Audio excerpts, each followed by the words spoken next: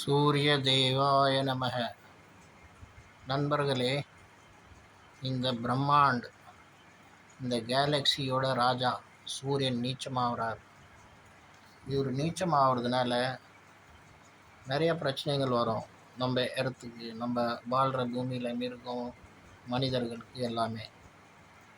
மனுஷங்களுக்கு நிறைய பிரச்சனை வரும். ஏன்னா மனுஷங்கள் இயற்கையோட ஒட்டி வாழ்கிறதுல மிருகத்து மாதி.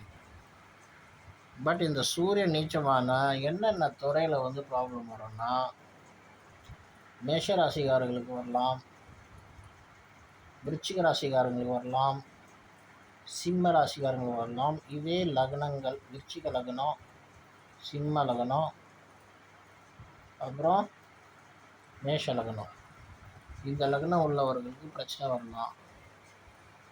எதுனா பெரிய பதவியில் இருக்காங்க, அரசாங்க விஷயத்தில் அவங்க லஞ்சம் வாங்குறாங்க, பிரைப் வாங்குறாங்கன்னா கையும் களமாக மாட்டிப்பாங்க. ரொம்ப ஜாக்கிரதையாக இருக்கக்கூடிய நேரம். வாங்குறதே தவறு, பட் இந்த மாதிரி நேரத்தில் வாங்கினாங்கன்னா இன்னும் சீக்கிரம் மாட்டிப்பாங்க. இந்த மாதிரி கிரகங்கள் சப்போர்ட் பண்ணி, அது தவறான விஷயத்துக்கு எந்த கிரகம் பண்ணாது. பட் அவனோட பாக்கியம் நல்லா இருக்கும்போது தவறுலேருந்து அவன் தப்பிச்சிடுறான் இல்லையா, அதுக்காக சொல்கிறான்.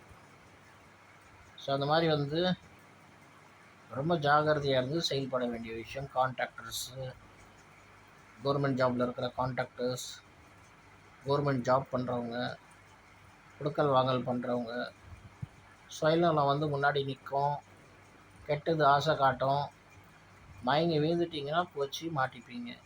ரொம்ப ஜாக்கிரதையாக இருங்க. நிறைய தொல்லைகள் வரலாம் ஜனங்களுக்கு. நிறைய உடம்பு ரீதியான பிரச்சனைகள் வரலாம். ஹார்ட் ப்ராப்ளம் வரலாம், சில ஜலதோஷ சம்மந்தப்பட்ட நோய் நிறையா வரலாம். ஸோ உடம்பை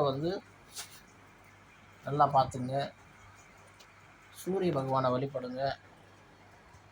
சூரிய பகவானை வழிபட்டு நல்லா தானம் தர்மம் பண்ணுங்கள்.